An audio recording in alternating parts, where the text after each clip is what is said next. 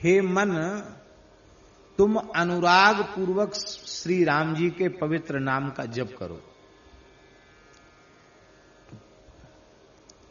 कहने का आशय यह है,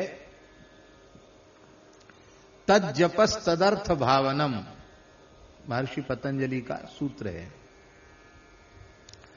अर्थात जब हम जप करने बैठें उस समय हमारा मन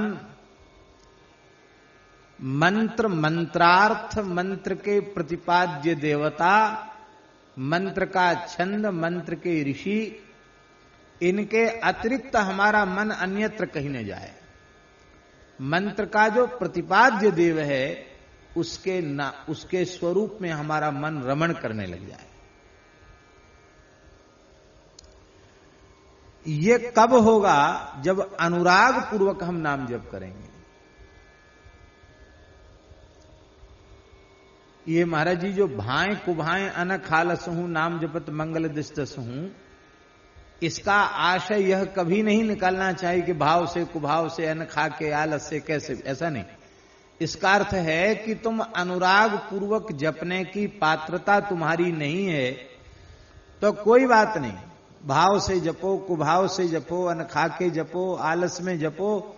जपते जपते जपते जपते तुम्हारी चित्त की शुद्धि होगी और तुम्हारे हृदय में नाम प्रेम प्रकट होगा।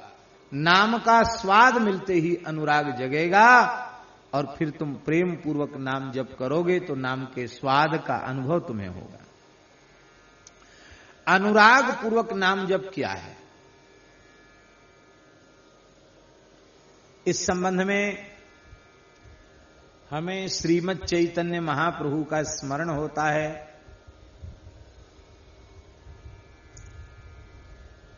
नयनम गलदश्रुधारया वदनम गदगद रुद्धया गिरा पुलकैर्निचितं बपुः कदा तव नाम ग्रहणे भविष्यति। ये है अनुराग पूर्वक नाम का जप। तब नामक ग्रहणे कदा भविष्यति। हे भगवान, आपके नामोच्चारण करने के क्षण में हमारी ऐसी अवस्था कब हो जाएगी? कैसी अवस्था? बोले नयनम गलदश्रुधारया, आपका नाम लेते ही हमारे नेत्रों से अविरल प्रेमाश्रु प्रवाह चल पड़ेगा। हमारा हृदय भराएगा, हमारा कंठ भराएगा, कंठ गदगद हो जाएगा, हृदय प्रेम से द्रवित हो जाएगा, भराएगा। पुलकैर निचितम बपुः, हमारे सारे शरीर में प्रेम के प्रेमाधिक्य के कारण रोमांच होने लग जाएगा।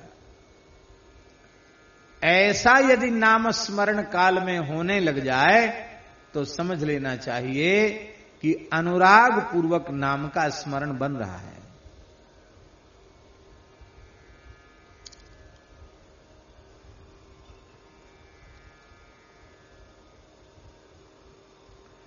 गोस्वामी जी ने अनुराग पूर्वक नाम जप की बात अनेक स्थलों पर कही है। पुलक गात ही सिय रघुवीरू जीह नाम जप लोचन नीरू। गोस्वामी जी कह रहे हैं ये अयोध्या कांड में गोस्वामी जी कह रहे हैं, जपहि नाम रघुनाथ को चर्चा दूसरी न चालू। और भी कहते हैं, सजल नयन गदगद गिरा गहवर मन पुलक शरीर गावत गुण गन राम के केहि की मिटी न पीर। दुआवली में और महाराज जी एक जगह तो गोस्वामी जी ने यहां तक कहा है कि यदि राम नाम का उच्चारण करते अथवा श्रवण करते ही तुम्हारा हृदय प्रेम से द्रवित नहीं होता, तुम्हारे नेत्रों से प्रेमाश्रु जल नहीं गिरता, तुम्हारे शरीर में रोमांच नहीं होता, तो ऐसा हृदय फट जाए तो अच्छा है, ऐसे नेत्र फूट जाएं तो अच्छा है। जो शरीर पुलकित नहीं हो रहा है ऐसा शरीर जल जाए तो अच्छा है। कई बार लोग पीछे पड़ जाते हैं। क्यों पीछे पड़ते हैं? उनको लगता है कि ये इतनी बढ़िया कथा बांचते हैं, कहते हैं, तो इनको तो भगवान का साक्षात दर्शन हो ही गया होगा, ये तो बड़े ऊंचे महात्मा हैं।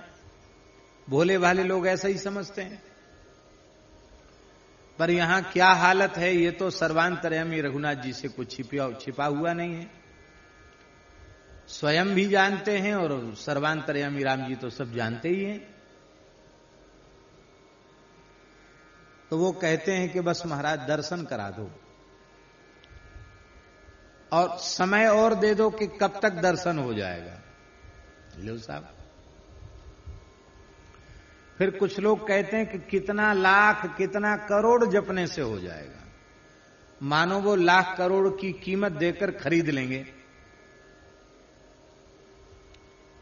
सबसे पहले यह विचार करो कि नाम श्रवण करने में, नाम जपने में क्या ऐसी अवस्था होती है? ये अनुभव की बात पहले ये विचार करो। नाम सुनते ही नेत्र से प्रेमाश्रु धार बहने लगे, शरीर रोमांचित हो जाए, हृदय भरावे, कंठ भरावे, शरीर संसार की सुध-बुध भूल जाए, ऐसी प्रेम विह्वल अवस्था प्राप्त हो जाए। यदि ऐसा होने लग गया हो तो समझ लेना चाहिए कि अब भजन शुरू हुआ है, अब भजन का आरंभ हुआ है। शुभ लक्षण है। अब दर्शन हो जाएगा, क्योंकि मिलहि न रघुपति बिनु अनुरागा, किए कोटि जप जोग विरागा। अनुरागा, इसलिए राम राम जपू जिय सदा सानु राग रे, सदा सानु राग रे। अनुराग पूर्वक जपो। इसलिए पहले यह प्रार्थना करो कि हे नाथ, हे मेरे नाथ, आप अपने परम पावन दिव्याति दिव्य प्रेम को प्रदान कर हमें कृतार्थ करो। पहले ये तो कहो।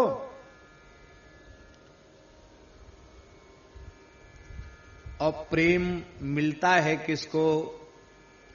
संत कबीरदास जी महाराज कहते हैं, प्रेम बिकंता में सुना, माथा साटे हाथ। कबीर जी की साखी है महाराज जी। प्रेम बिकंता में सुना, माथा साटे हाथ, बूझत बिलम न कीजिए, तुरत दीजिए काट। प्रेम बिक रहा था। कीमत क्या थी? बोले अपना सिर दे दो और मुझे खरीद लो। कहते ऐसी बात कहीं तुम्हारे कान में सौभाग्य से पड़ जाए तो देर मत करना। कोई प्रेमी तुरंत अपना शीश देकर प्रेम ले लेगा, तुम ताकते रह जाओगे, वंचित रह जाओगे। इसलिए बूझत विलंब न कीजिए, विलंब नहीं करना, तुरंत दीजिए काट, अपना सिर तुरंत काट देना। सिर काटने का तात्पर्य है सर्वथा अहम शून्य हुए बिना प्रेम का प्रकाश ही नहीं होगा। अपने अहम को अपने प्रेमास्पद के चरणों में न्योछावर कर देना। अब यहां एक और शब्द गोस्वामी जी ने कहा, सदा सानुराग रे। सदा, कई बार ऐसा होता है महाराज जी कि कोई ऐसा एक पवित्र दिव्य वातावरण निर्मित हो जाता है संतों की सन्निधि में कि वहां आंख से आंसू भी बहने लग जाएंगे, शरीर में रोमांच भी हो जाएगा, हृदय भी द्रवित हो जाएगा। और जैसी सत्संग मंडप से उठे कि थोड़ी देर बाद वो सब का सब गायब हो जाएगा। हमने स्वयं देखा है, परम श्रद्धेय स्वामी श्री राम सुखदास जी महाराज के यहां सत्संग में जो कीर्तन होता था, कीर्तन में कितने प्रेमी एकदम विह्वल हो जाते थे और स्वामी जी कितने प्रेम से कीर्तन कराते थे। कई बार तो कीर्तन ही कीर्तन होता रह जाता था, चर्चा बहुत थोड़ी, कीर्तन ज्यादा।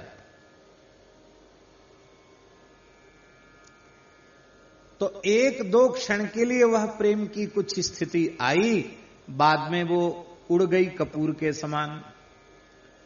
तो उससे काम नहीं चलेगा। क्यों? क्योंकि वह वस्तुतः प्रेम नहीं है, वह तो प्रेमाभास मात्र है, वो अनुराग नहीं है, अनुरागाभास है। अनुराग तो अभी भी शरीर संसार में बना हुआ है, विषयों में बना हुआ है, भोगों में बना हुआ है। और हमारे प्रेम की पोल पट्टी तब खुल जाती है जब किसी सहृदय कवि के किसी काव्य को, कविता को हम पढ़ते हैं जो करुणा रस से भरी हुई है, तब भी हम रोने लग जाते हैं। उसमें प्राकृत नायक नायिका का ही वर्णन है, पर हम पढ़ने लगे तो रोने लग गए।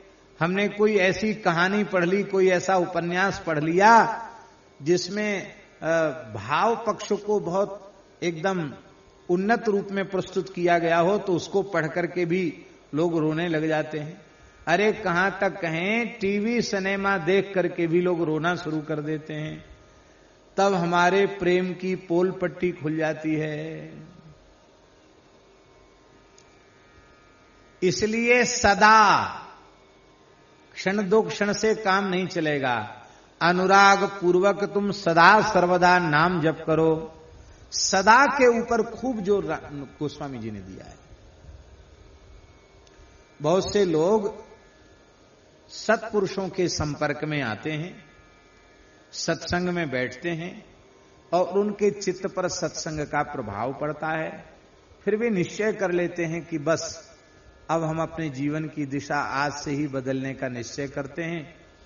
अब तो तिलक मस्तक पर, बिना किसी संकोच के मस्तक पर तिलक धारण करेंगे, गले में तुलसी धारण करेंगे, सतत माला लेकर राम नाम का जप करेंगे, गौ ब्राह्मण संतों की सेवा करेंगे, माता पिता अतिथि का कभी तिरस्कार नहीं करेंगे, इनका सदा सत्कार करेंगे। तमाम चीजों का निश्चय कर लेता। मैं हम सदा सत्य बोलेंगे, कभी किसी की वस्तु को चुराएंगे नहीं। ये सब चीजें सत्संग में बैठकर कई बार व्यक्ति निश्चित कर लेता है। और जैसी सत्संग से दूर हुआ,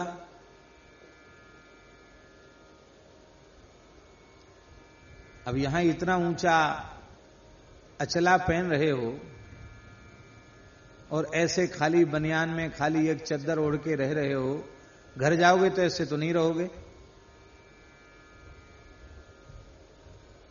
फिर कहना पड़ेगा जैसा देश वैसा भेष, ये कहना पड़ेगा कि नहीं?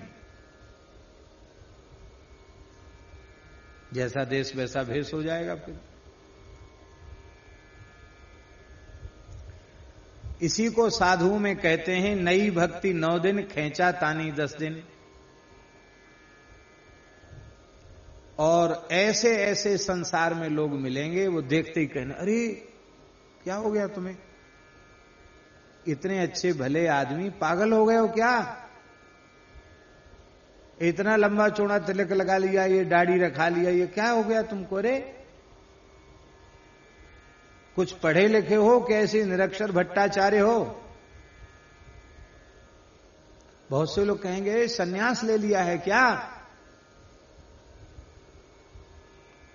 और जो द्वेष रखने वाले हैं वे तो पता नहीं क्या क्या नहीं कहेंगे। मुख में राम, बगल में छुरी, बगुला भगत, और जाने क्या क्या नहीं कहेंगे। कहेंगे भगत तो भगत नहीं, तुम ठगत हो। कोई कहेगा तुम साधु नहीं स्वादु हो, ऐसा भी लोग कहेंगे। फिर धीरे धीरे हमारे मन में आएगा कि अरे इतने लोग झूठ थोड़े ही बोल रहे हैं। ये माला फेरना, तिलक लगाना, भजन करना साधु संतों का काम है। अपने तो संसार में हैं, ग्रस्त हैं, रोटी कपड़ा मकान यही हमारे जीवन की आवश्यकताएं हैं। इन्हीं के लिए अपने जीवन को समर्पित कर दो। लड़के बच्चे स्त्री पुत्र के लिए सारा जीवन दांव पर लगा दो, बस इतना ही सब कुछ है। इससे आगे पीछे क्या है? कुछ नहीं। वे धर्माचरण भी करेंगे, भगवान की भक्ति भी करेंगे, तो अपनी वासना की पूर्ति के लिए ही करेंगे। हमारे लड़के बच्चे मजे में रहें, हमारा सब ठीक ठाक रहे, व्यापार धंधा अच्छा हो, नौकरी चाकरी ठीक हो, लड़के बच्चे अच्छे, बस इसीलिए करेंगे। भगवत प्रेम की प्राप्ति के लिए नहीं करेंगे।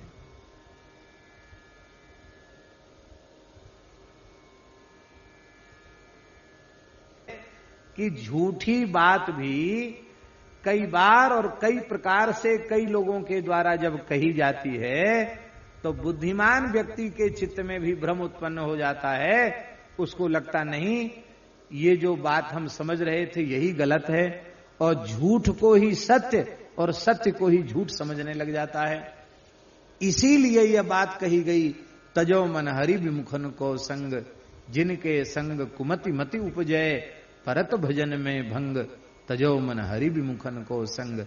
इसलिए बार बार ये बात कही गई कि संगम त्यजेत मिथुन व्रतिनाम मुमुक्षु। संसार चक्र से छूटने की इच्छा जिस व्यक्ति को होवे वो मिथुन धर्मी जीवों का संपर्क त्याग दे। प्रवृत्ति धर्म का पालन करने वाले, स्त्री पुरुष भाव से, दाम्पत्य भाव से रहने वाले, पुरुष स्त्री ही नहीं पशु पक्षी भी जो दाम्पत्य भाव से रहने वाले हैं, उनका संग मोक्ष के मार्ग के पथिक को नहीं करना चाहिए।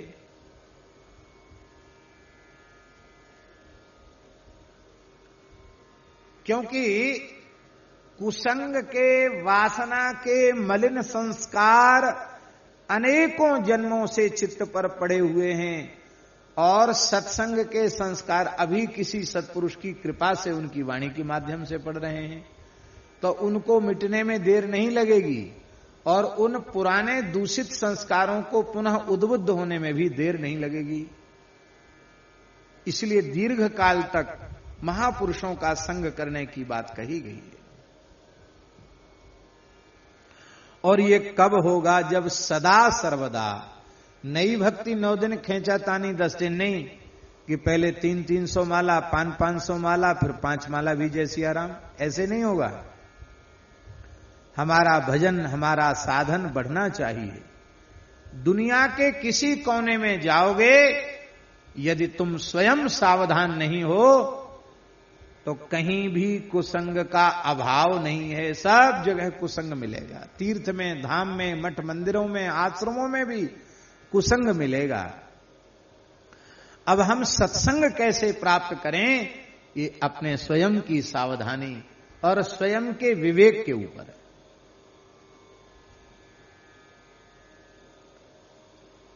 स्वामी जी, सत्संग की वृत्ति होगी तो लंका में रहकर भी हनुमान जी का सत्संग मिल जाएगा, और सत्संग की वृत्ति नहीं होगी तो अयोध्या में रहकर, राजमहल में रहकर भी कुबरी का कुसंग मिल जाएगा। बोलो भक्तवत्सल भगवान की। प्रत्यक्ष प्रमाण है कि नहीं? वहां भी कुबरी का कुसंग मिल गया, और कुबरी के कुसंग ने कितना बड़ा विप्लव सबके सामने उपस्थित कर दिया। तो ये कैसे होगा? सदा राम नाम का जप करोगे तभी अनुराग प्रकट होगा, कभी कभार से नहीं होगा। कभी कभार भाव जग गया उससे भी नहीं होगा। इसलिए विनय पत्रिका में बारंबार ये बात कही गई है। माने क्षण में चढ़ जाए भाव और क्षण में उतर जाए उसको भाव नहीं कहते हैं। जो चढ़ने के बाद उतरे नहीं उसी को भाव कहते हैं। संत श्री मलुकदास जी महाराज कह रहे हैं, प्रेम पियाला पीवते बिछुरे सब साथी,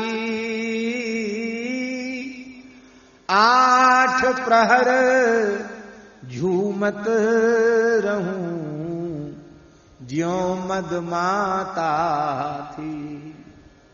8 प्रहर झूमत रहूं ज्यों मदमाता थी। और भैया ये प्रेम का प्याला किसी दुकान पर नहीं मिलता, किसी हाट बाजार में नहीं मिलता।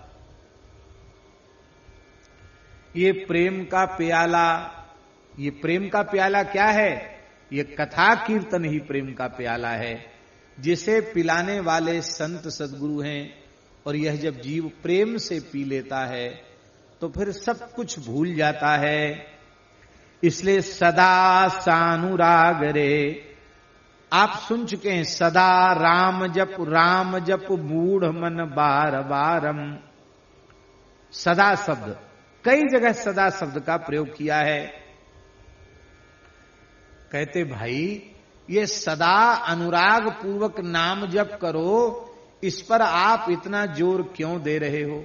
और भी तो तमाम साधन है जीवों के कल्याण के, उन पर जोर क्यों नहीं देते हो? तप के ऊपर जोर दो, तप आधार सब सृष्टि भवानी।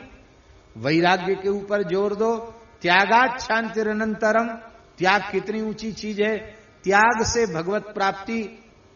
गीता प्रेस में सेठ जी का लेख लिखा हुआ है, त्याग से भगवत प्राप्ति। बड़ी महिमा है त्याग की।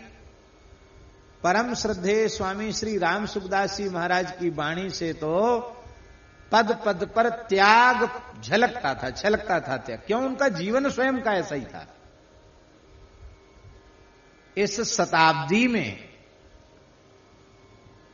पूर्ण त्यागनिष्ठ जीवन की जो एक अद्भुत प्रस्तुति अपने व्यवहार के माध्यम से पूज्य स्वामी जी ने की, ऐसा उदाहरण जल्दी दिखाई सुनाई नहीं पड़ेगा।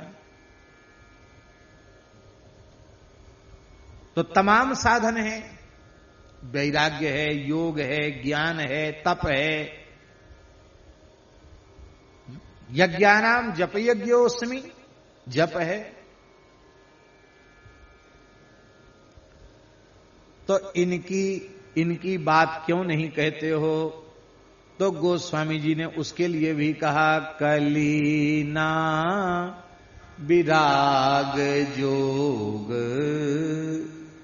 कलीना विराग जोग, जप तप त्याग रे, कलीना विराग जोग, जप तप त्याग रे, राम राम राम राम राम जपू जिय सदा सानुराग दे, राम राम जपू जिय सदा सानुराग रे। कलिना विराग,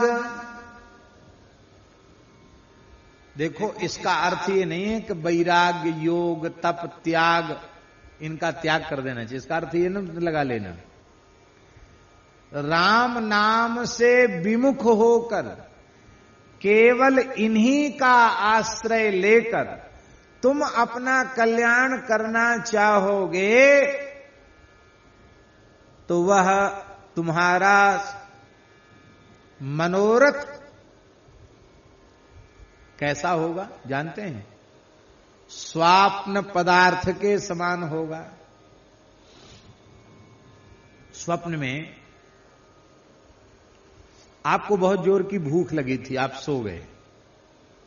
अब आपने सपना देखा,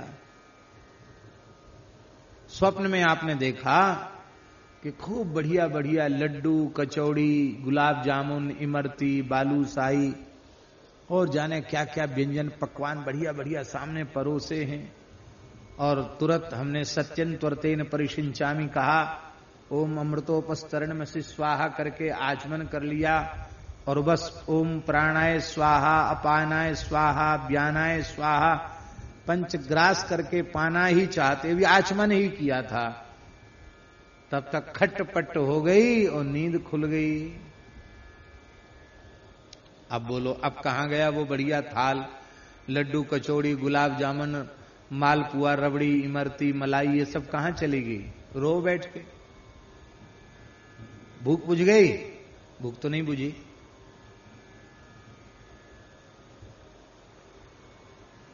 जैसे स्वप्न के पदार्थ तुम्हारे जागृत अवस्था में किसी काम आने वाले नहीं हैं, इसी प्रकार से राम नाम से शून्य वैराग्य, योग, यज्ञ, जप, तप आदि साधन तुम्हारे किसी काम में आने वाले नहीं हैं।